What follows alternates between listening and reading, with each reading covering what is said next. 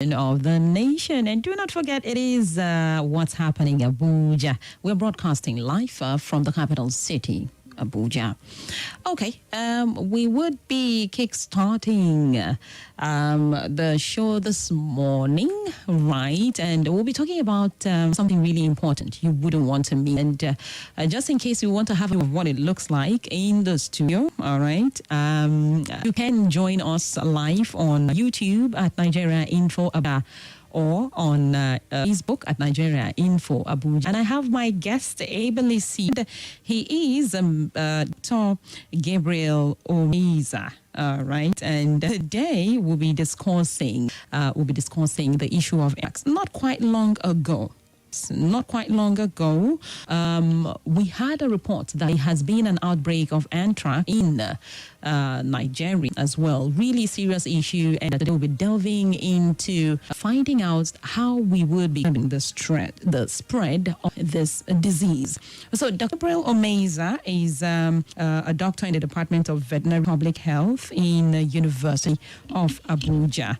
Good morning, and thanks for joining us this morning. Thank you for having me. Yes, I appreciate you. Thank you. So for the listeners hearing the name Anthrax for the first time, well, not quite long ago, the Federal Ministry of Agriculture and Rural Development confirmed a case of anthrax disease in a mixed livestock farm in Niger State, and the first animal case to be reported in Nigeria since the beginning of West Africa outbreak in Ghana in June this year. So a doctor in the studio would be telling us what the anthrax disease exactly is. Okay, thank you very much. It's a pleasure to be here to discuss in a brief moment what anthrax is all about. Well, anthrax is a bacterial disease. Yeah. And we term it as a zoonotic disease also because it's an infection that's out of animal, and it can also affect humans. So those kind of diseases are referred to as zoonotic diseases. Okay. From the zoo, from the animal origin. And this is a sporadic disease. It's a rarely encountered disease, even with the animal population. When it happens, it can be devastating, both health-wise and economic-wise. So anthrax, microbiologically, we may describe it as a disease caused by a bacteria known as Bacillus anthracis. Okay. Bacillus anthracis is a gram-positive bacteria. By the modality of staining, there's a gram staining technique. When you do it, you'll be having a purplish background, and it will be shown what gram-positive barrier rods are. And in this case, it's a gram-positive spore format. And this spore is very important because this warps the anthrax agent residence in the environment and stay in the soil for decades in this form. Whenever there is conducive environment, you see it coming in vegetative form, affecting other lives, animals, even humans. So this is basically what anthrax is. As we go on, we may have some details. Okay, so we'll need some clarity in this regard. You know, like in the case of Ebola or Lassa, there are specific animals that you could contact the Lassa fever from. For the Lassa, it is the rats. And for anthrax, is it all animals now, birds inclusive, or it's a particular animal? No, actually, anthrax is of high importance in animals, especially of ruminant origin. Okay. Domesticated ruminants, even the wild ruminants. Okay. Cattle is a very focal animal in this respect. The sheep, goat, even the deers in the wild are very important. And this is why even when we are talking of anthrax, we need to look at the bridge between the domesticated animals and even the animals in the wild, because this has been a problem that has not been looked into very critically. So it gives the dynamics of discussing anthrax, even in the wild. So, but some animals that have some body temperature highly elevated, the likes of birds, are not known to be a major problem in carrying anthrax because of the body temperature they exhibit. So this anthrax may not really be developing into vegetative form so easily the way they want. So even if they carry, it's not a big problem to the human population. So for you, the listener, go on, eat your birds, eat eat whatever it is that flies. Nothing would happen. But for the livestock, you need to do some cooking, all right, you say? Yeah, cooking, although because we have zoonotic diseases of importance, especially the neglected zoonotic diseases, and some are re-emerging. Okay. Either they had occurred before, but now coming in a new trend. So we call it re-emerging zoonotic diseases. For this case, we may not actually neglect proper cooking of any sort of food animals we are going to be encountered with, but it is not a big problem. Birds are not a big problem in transmitting anthrax. Okay. So what are the signs that your livestock may be down with anthrax? Oh, okay. Thank you very much. Livestock, really, if they harbor this anthrax as a disease, especially the cattle and some other small ruminants, one of the typical signs you encounter are just sudden death in the farms. And when you see this sudden death occurring, you need to be very take precautionary measures. But very unfortunate because of either the lack of technical know-how, no information, no awareness, which makes this discussion very important. So many people, the moment animal sudden death, people rush at grabbing without actually knowing the nitty-gritty behind the death. So sudden death, and in most cases, this anthrax disease is known to possess certain factors, that may actually deactivate the CAMP system. It's an enzymatic system that is present in the platelets of the animals. So for that reason, blood clotting most of the time is hampered.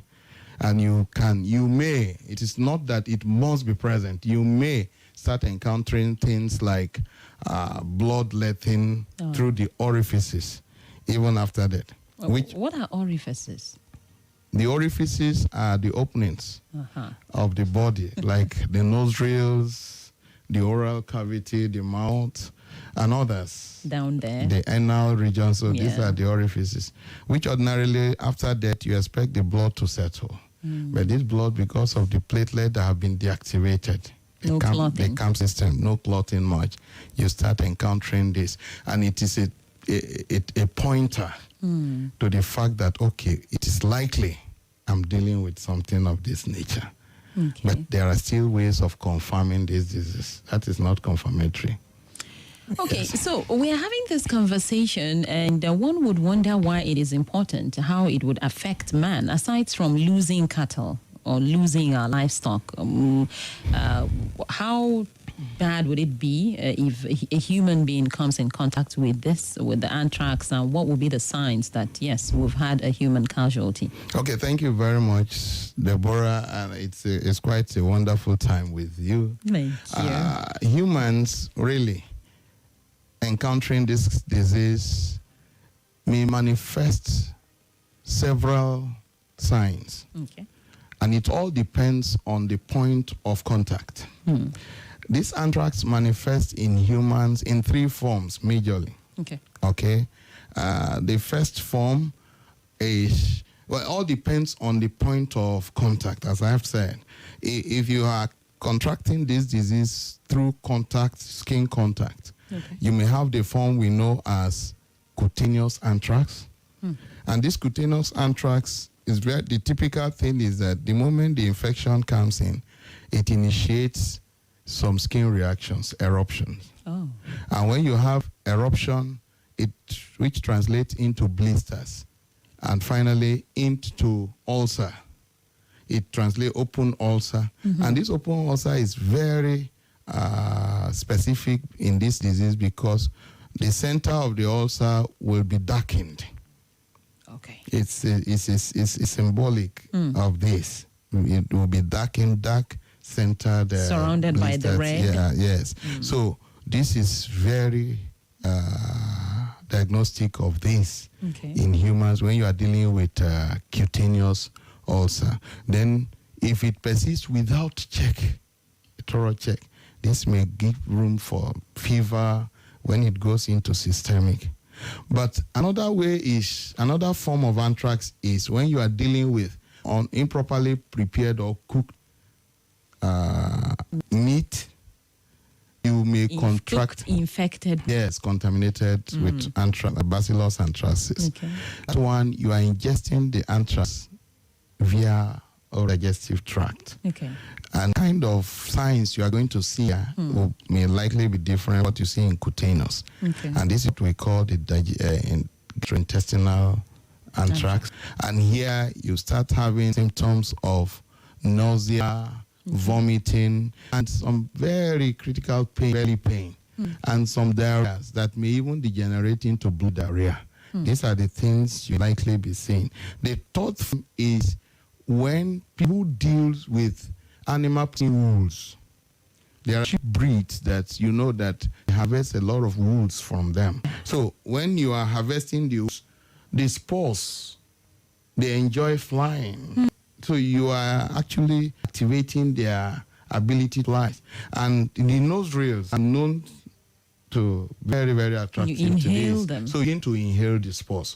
So the kind of signs you'll be seeing in this form, and this is what we know pulmonary anthrax, will be signs affecting the respiratory system. For example, short breath, that if not checked, it can actually lead to pneumonia. In most cases, if it is not checked, death normally ensues. But in all of these, if it is out to affect the systemic sections, you may end up having septicemia, and some people may die of septicemia, both the toxins and the bacteria present in the blood. That may pose a sick leather effect. And let me hear, this bacteria has factors of interest. The other factor, the protective factor, and the edema factor. The edema factor is it's about 80 kilodalton in size. So, and this goes along to affect the osmolar quality of the blood. Please, can you break that down? Yes. In those days, even in biology, when the concentrations of medium is varying from the other medium, like the higher concentration pulling fluid from the lesser one. So when there is a situation like this, you see fluid system pulling out the blood vessels into tissues. It could affect any tissues, even the lungs. So you'll be having edema in most parts of the body, including the lungs. This equally aggravates the respiratory functions of the body. So what will we like edema to? Is it swelling? Yeah, it is a swelling that can, if it is on peripheral, on the face, you see swelling that eats. So for my listener, I would prefer if you can break it down because the terminology. It's swelling. Yeah. That when you put finger pressure, it doesn't return immediately. That is edema. Because the water is away for the pressure. And it will need to refill after some time before it can release. So it's different from influence that we see. So what I'm getting is that it goes a long way to affect even the lung function. It's just like what we have when some people suffer heart diseases. And you see the fluid accumulating in the lung. So these are the things you begin to see, and it does not, except it is properly managed. Now, with a broad-ranged symbols or signs and symptoms, rather, you have mentioned, it makes it quite difficult to manage because unlike the diseases and outbreaks we have had, waterting and the rest, this one be subcutaneous, you say cutaneous form, rather, different forms. So how do you identify? Like for the cutaneous form, would you have a spread of the sores, or would it be a specific place, or would it be just one sore? And for the others, the internal one, how do you identify that, okay, this is what you're dealing with? Yeah, as clinicians, the doctors that are handling those cases, definitely, the most important is in developed world, when it's like this is suspected in the health facility, they actually refer to the public health for diagnosis. But proper measure will be taken. As I have said, though there are quite a wide range of things, Yes. but it all do not occur, doesn't occur at the same time. It depends on the form of drugs you are having. If it is cutaneous, yes, the blisters I'm saying, it come at just spotted regions of contact. If you see that majorly on that portion of the entrance of that organisms, that will be very diagnostic that is been, and coupled with other like fever, it is very diagnostic because these things are known even in mouse to cause a very high fever in the affected. So all these signs do not come at once. So a clinician looking at this case may be able, based on the history, this form, likely we are dealing with the respiratory form of anthrax. And I said the respiratory form of anthrax, majorly people call the wool sorter disease because of those who are involved in sorting out wood, sharing of sheep, of things. So it depends on what and the history behind the person that is involved. Wow. Yes. Okay, so the fear would be that since we have experienced one case in the state, there is a possibility that more cases in animals have not yet died. So people who may want to buy, kill, and eat, they need to be careful in this regard. But have you, since you are in the sector, the health sector, have you noticed any efforts by the government to intervene in this matter? Talk about transporting the animals from where they are at. Do we still have animals bought from Niger State or maybe from border countries, as the case may? Thank you very much. Very importantly, while we appreciate efforts by the government, we equally believe that it should not just be at a point when there are issues we begin to raise. The public sector needs to be revived. And when you talk as public health sector, it is not a sector where one it's an all-encompassing. And this is why it is very good at this time that the world is actually looking to One Health. This One Health will be of a, and if it is well stimulated, it's part of the country. The whole Western Africa, even the guy is looking up to Nigeria. So we must be exemplary in this. I'm saying this because some of the diseases may be underreported. And this is giving us a very draw clues as if diseases were not there. So even though it may not be occurring, it will rarely occur, but actually affecting the policies of the government in addressing this man. Thinking it is not important, not until when it comes up like this. And this will have actually gone a long way for government to implement good policies, legislative structures that would actually match the husbandry system, animal husbandry system in Nigeria. Even the importation. Well, some laws, the Animal Disease Control Decree of 1998, we still review in 2004 in some states, but little has been left. And we actually use this forum to the government to strengthen all health sectors, the veterinary sector, the medical sector, and we should imbibe the spiritualness in addressing public health problems in Nigeria. Everybody, if you look at the public health team in Nigeria, you discover that everybody is involved. Even the biochemists, they are all there. So if we can bring everybody on board by policy, I think this will help to be a very good way of addressing some of these challenges we have. Then the transboundary movement has to be looked into too. We have those boundaries where, if we just go to the boundary states, bordered these boundaries, you discard animals are moving in and out without. So wait. Let's ask you a question as a Nigerian that I am. We have not finished stopping people crossing boundaries. Is it animals who want to stop from crossing? Very importantly, we cannot, and since the inception of life, we have not been able to separate the coexistence of animals and humans. It's as important. If you address one, leave the other, you are not anything. So while you are addressing regulatory movement of humans, animal movement is so important too. In fact, I want to tell you that human life is in danger if animals are not regulated. The food that actually serves to manage the menace of protein deficiencies amongst the national inhabitants, and these are equally animals that are used for various things. So we must address them wholly. It must not be one-way business. While you are talking human health, you must be the animal health if you want to achieve total health in Nigeria. So as at now, do we have a vaccine for anthrax? Nigeria, I think we have animal vaccine produced from VOM, the National Veterinary Research Institute in VOM. They have that's anthrax vaccine. And animals are supposed to be vaccinated, and on annual basis, they should be boosted. Okay. This will be a very great way of controlling or preventing some of these diseases. But here we are, some of these owners of these animals may not be able to afford. But I think government still have a role in coming in here.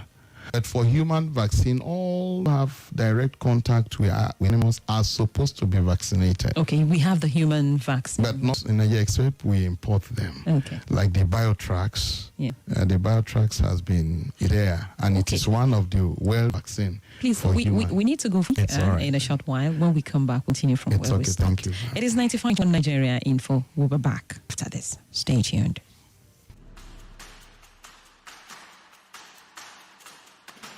My name is Elder Emma Okoro. I'm interested in rebuilding my nation, and so I have to join the beginning of cleaning of the environment. The Gariki environment here is totally filthy and unhealthy for our people.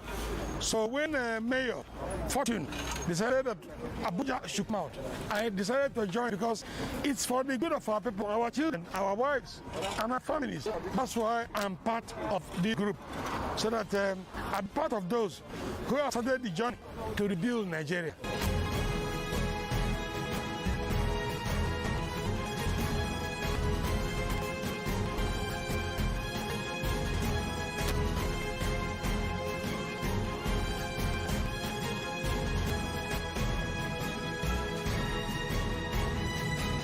In case you are wondering, well, my name is Fortune. I'm the mayor of the FCT, and I am excited about this initiative. I believe it's going to be a big one. This is the first of many. We're coming to your area very soon. So we expect you to come out. We expect you to put your hands on the plow. It's high time we stop complaining. Let's get something done. If the government is refusing to do it, or they are overwhelmed because they can't do everything, let's do what we can do, and we hold them accountable for the rest. I think that's what this is about. It's not about politics, not about anybody. It's about people coming out to do what they believe they can do to help their society and the environment at large. That's the trust for us, and that is why we're here. I'm excited, and I thank you for joining us. Thank you so much. Nothing breaks the news like the news. Trust me, I can prove it. I do it every morning on Morning Crossfire, 5 a.m. to 9 a.m. on Nigeria Info 95.1, and I'm D. Join the biggest conversation around the national politics every day in a way that is trustworthy, full of passion, and yes, covers the biggest politics and the stories that matter to you. See, you have all the reasons to find out what's going on in Nigeria and hear it differently. Let's talk. That's the way to go, even this morning. Hello, my name is Kimberly Chiku. I'm the host of Hard Facts, and I bring you the biggest stories driving conversation every weekday here on 95.1 Nigeria Info Hard Facts Show. I love to see opinion and conjectures, but the facts you cannot dispute. Here on Hard Facts. Join me and let's talk.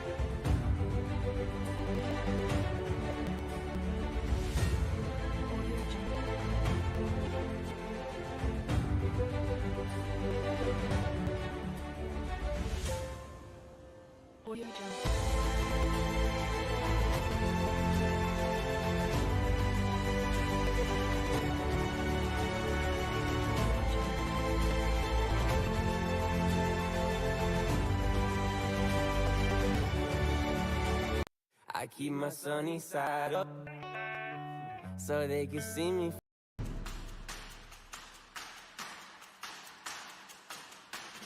My name is Elder Emma Okoro. I'm interested in rebuilding my nation. So I have to join the beginning of cleaning of the environment. The Gariki environment here is totally filthy and unhealthy for people. So when Mayor Fortune decided that Abuja should come out, I decided to join because it's for the good of our people, our children, our wives, and our families. That's why I'm part of this group, so that I'll be part of those who are on the journey to rebuild Nigeria.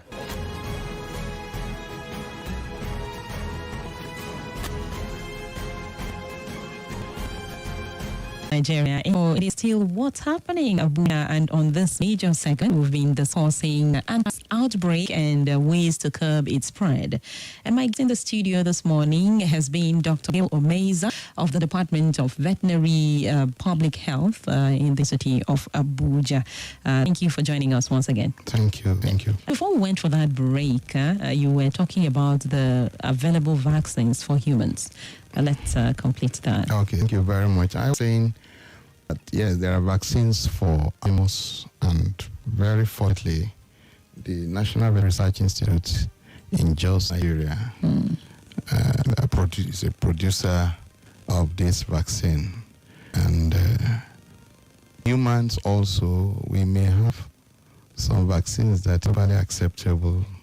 Okay, and this, like the Anthrax, as I've said, is one of the vaccines that is recommended for human vaccination. Those who have direct contact with animals, the veterinarians, the laboratory workers, the animal husbandry, those people may need to actually be vaccinated against this. But if you look at practice in Nigeria, this is not quite practiced. And that's why I said certain legislation has to be considered so that things will be properly done, put in place. And it will be very helpful in managing and controlling, preventing some of these menace caused by zoonotic diseases in Nigeria. Okay, but how much will a jab cost for, because we were thinking about how expensive it may be for the farmers, that's for the animal vaccine, and for the health workers. So how expensive would that be? No, I think in country what is practiced is that these things are available, and there will be health education, awareness, public awareness, and most of the times the effort of government is how to compel people to be there, to be ready, to receive to be vaccinated. Because if you are introducing it, the local individual will not actually want to hear that. So even if you are going to tax them, you must make sure that you have shown them that responsibility and educating them until they get to know exactly what you are talking about. Then, and especially the human vaccine that may not be in this country, it may cost government in some of this. An individual may not even want to do it. So for that reason, it may not be available at all time. But I know it is something that could be. Yes, it is. Okay, so before we rack our brains over the vaccines, how should I, as a Nigerian, put myself against anthrax? I would know where it is, maybe in the market, maybe on that point where I'm going to get meat for myself. So what should the do's and the don'ts to ensure that the spread is curbed? Oh, thank you very much. It's multifactorial. You just have to, like now we're having the prime cases around wide. We should make sure that first, in all states, the veterinary practice is actually made in such a way that there is direct veterinary services in every state. So, and if we can do this with the approach of vestigial practices from the local government to state to federal, then it's going to be helpful. Where those animals that have attracted these diseases, the moment it is positive, that such animals need to be destroyed. And some people go ahead burning them. I don't actually advise that. What you do is actually to do burial. So wait, we have people who still go eating dead meat because they wouldn't want to waste it by reason of, curbing hunger as well. So. And this is actually the problem lies. And that's why I told you that it's very important, good thing you are doing for this public awareness. Yeah. That sudden death in the population of animals is not something that must be jubilated or is not to be celebrated.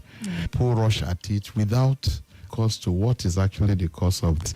And one thing that can cause what we are dealing with at hand. So a sudden, actually, these farmers, individuals should have this knowledge of calling on the relevant sector before approaching the animal. Okay. So it is when it is found. But now if it is confirmed that this is actually the case we are dealing with, people that walk around there need to take some prophylactic measures. That means preventive, else it can be very dangerous. Okay. So the animal itself is dead, it's buried.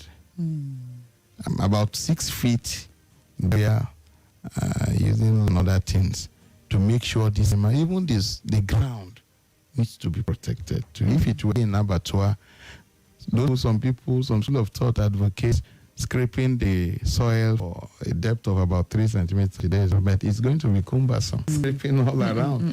So what has been done is that the use of formaldehyde and the formaldehyde, sanitizing the whole environment and closing the abattoir for a while. It's very recommended. Individual, we should protect what we eat. Now we have this case at hand. We don't need to be. It is going to be a great loss on the part of those animal husbandry practitioners, those who are selling. But we need to really take caution on what it's time for everything. It's a time. For me, I don't just believe because this bacteria resists heat to some extent.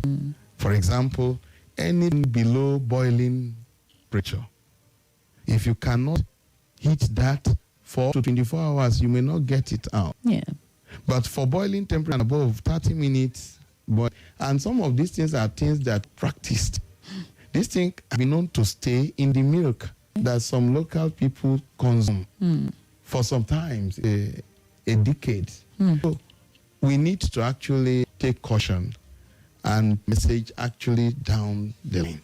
Okay. For those who are listening, the message is that I think we need to really do less to eating this thing. But if you must do a proper cooking with temperature recommendation, as I've said, if somebody is using autoclaving temperature, which is a temperature of about 1 to 1 degree centigrade, you may need a time of about 20 minutes to do that.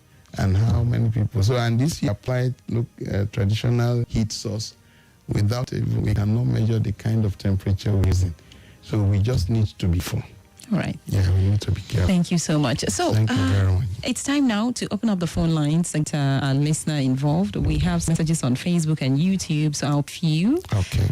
Also, Citizen Namani is saying, watching from Amagunze in Enugu State, he's saying the federal government should collaborate with NCDC, WHO, and other health bodies to come up with preventive measures to contain the spread of anthrax. Okay, and let's view from YouTube. We have this one here. Thank you for doing this awareness campaign. I'm wondering, anthrax was recently reported in Ghana. Naturally, we expect outbreak in the border states. Why Niger State? That's a good question. Yeah. And this other person says, interesting enlightenment following keenly from St. Jerome Clinic in Zaria. And that's Dr. Jerome Panachi sending a message. And he says, good job reminding her guests to break down the technical terms. Okay, good job by the host reading her guest speaker, to break down the terms. And we have our very own Inya Oe saying, good to see my brother, Dr. Omeiza, again.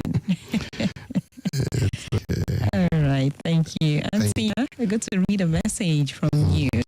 Okay. She's a wonderful person. Yeah, she is. She is. Okay, so back in here, we have messages on WhatsApp. Good morning, doctor. You say, we sincerely appreciate God for... Okay, sorry. That's not the show now. This one here is in... I love it whenever you guys bring learned guests to the studio to enlighten and share more information on topical issues like this. It's better than just open phone lines for us to simply lament so much. I have learned a lot about anthrax today. Misa from Suleja said that in. Okay, and this one here says, good morning, David. Doctor, can we say that we should reduce intake of red meat? What are the symptoms in human beings? Please, okay, I think you had answered that. Maybe it was before we address that kind of. But let's quickly talk about if we have the time. Yes, it's supposed to be from the border states, not Niger. More like the middle. But I think Niger State is not a bad state. It's close to Abuja. That's what means. Yeah, but right? you know, I've told you earlier that we have some factors responsible for this. Okay. Number one is underreporting. Oh, yeah. Underreporting. I want to assure you that if there are great measures on ground to monitor and do surveillance on this disease now, You could have in Sokoto, Borno. yeah, it has gone far. We are not prepared. This is the issue. Wait for issues to reach out to us before we start making plans. If you have emergency preparedness on ground, this team will walk around the clock. But now, before we start, issues might have gone beyond measure. Yeah. But we hope that it is where we felt it is. But there are factors when you have, there are so many things, some animals generally, you know, in a population, we are not dealing with a closed population. We have two types of population, closed or an open population. The Nigerian population is an open one, where animals go out on days and they come in, and there is no restriction. Those days, we used to have animal routes. Okay. Oh. Yes. In Nigeria? Yeah, in this manned.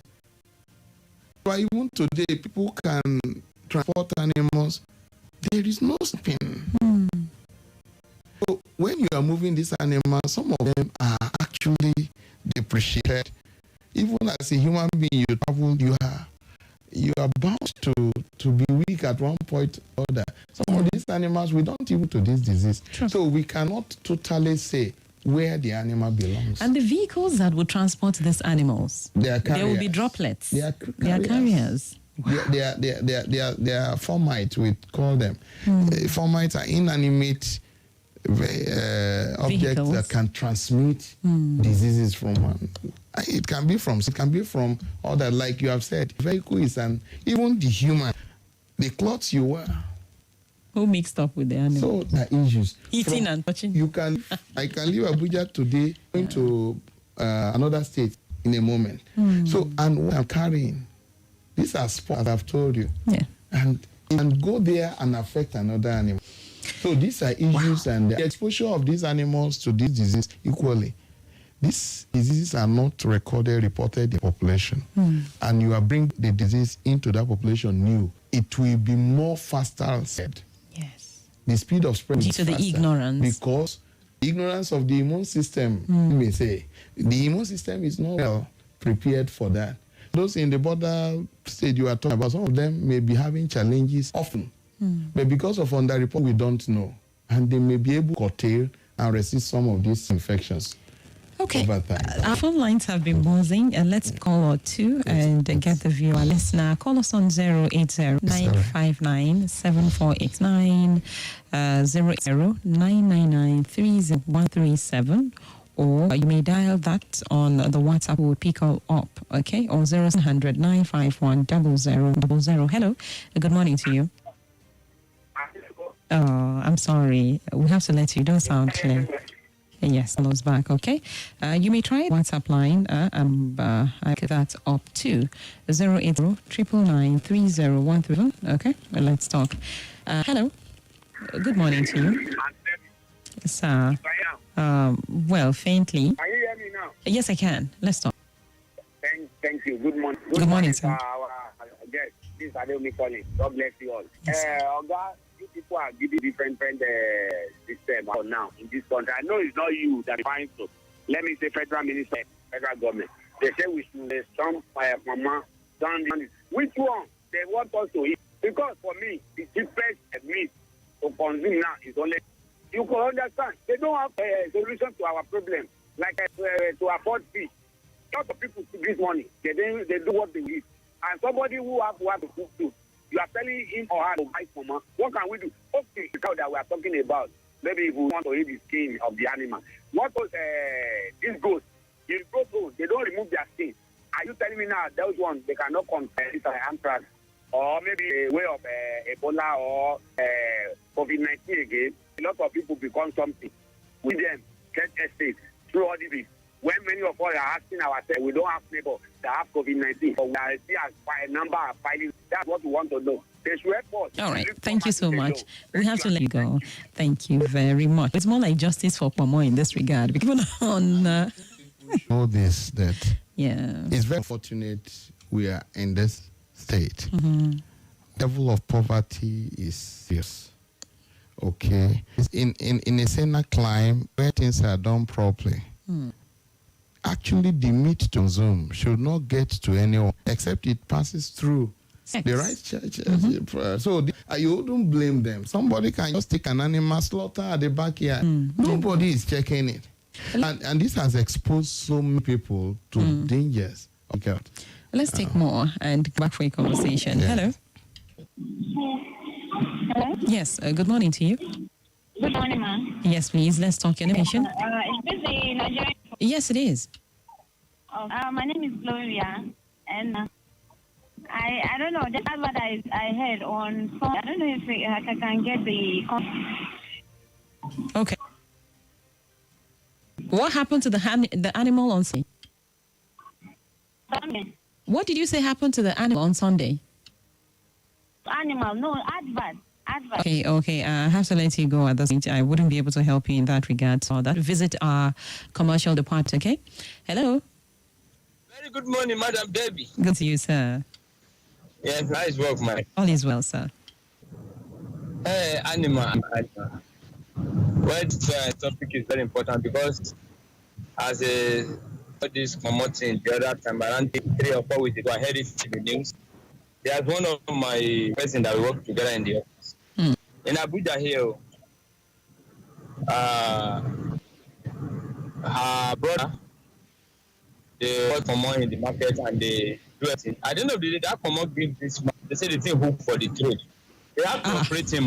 They took this place like 5 later. But they finally updated. It's the only God of him. So since then, I think but about this dead animal, even those ones that we buy in market, sometimes we buy it in the market and we don't know how we're there when they slaughter it. Thank you so much. I thought that's the only God that will be saving us in Nigeria. Amen. Thank you. So if any of my animal dies, I'm sorry, I thought I throw don't. it away. Okay. Thank you so much. Hello. Good morning to you. Good morning. Good morning, sir. Yes, my name is Henry. Okay. Calling from. Yes, for making out ability to come to us. My intervention is about the starting part that is not good. People have animals that are dying. Say, let's quickly put a knife at the food so that it will not die hand. That is a very practice. That sick animal is not fit for consumption. And don't worry, we use it to kill all the germs there. That is not fit. They put dressing the animals, one may inhale these germs that cause the disease. So our animals are sick. Let us allow them to die or cursing their dead and bury them. Dispose their corpses and in a sanitary. Thank you so much. Thank you too. Really important aspect he took.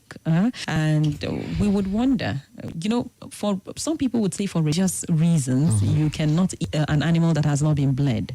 You have to cut it before you eat it. But that mean that after cutting it, the disease goes automatically. So what's the right way to... Not at all, at all. Well, religiously, we respect the opinions of everyone in its religious cycle. We need to understand basic things. Well, that's why I'm saying that we are not blame of these people. Until start enforcing the rule of law, we should have the law in place, then we enforce. Like slaughtering dying animals. The first thing is that you don't even know what is responsible. And you are slaughtering. It endangers the life of people at stake. So, if we have centralized, the solution is centralizing our slaughter system. In some countries, in South Africa here, you travel there, you see, you cannot see animal. You get to the mall where things properly done. You go there and get it. It's only in Nigeria should be able to centralize our slaughter system. That no man is allowed to slaughter without going through the due process. And these animals, you are checked by experts, the veterinarians. We got some sign you just see in animals, the muzzles, the tongue, this thing, to indicate a lot of things. The ordinary man will not be able to know it. There's always a witch eye in the eye of every professional. But those who don't know, you become ignorant of this. So the Nigerian state should enhance centralizing our slaughter system. And this will equally generate revenue, create jobs for people, and health is improved. We cannot talk public health when all these things are in place. Okay, the eating of more is very unfortunate. We are actually looking at Anthrax today. There are so many things we need to look at. The modality of the procedure of processing this promo. Have you ever been to any of these abattoirs where they smoke? You need to know people are using all sorts of things, tires. Scenes, all you have, the robbers. And today, there are more terribles that will be for that day. Yes, because another day for discussion. We need to wrap it up nicely after this commercial break. Thank you very much. One for talk. Come.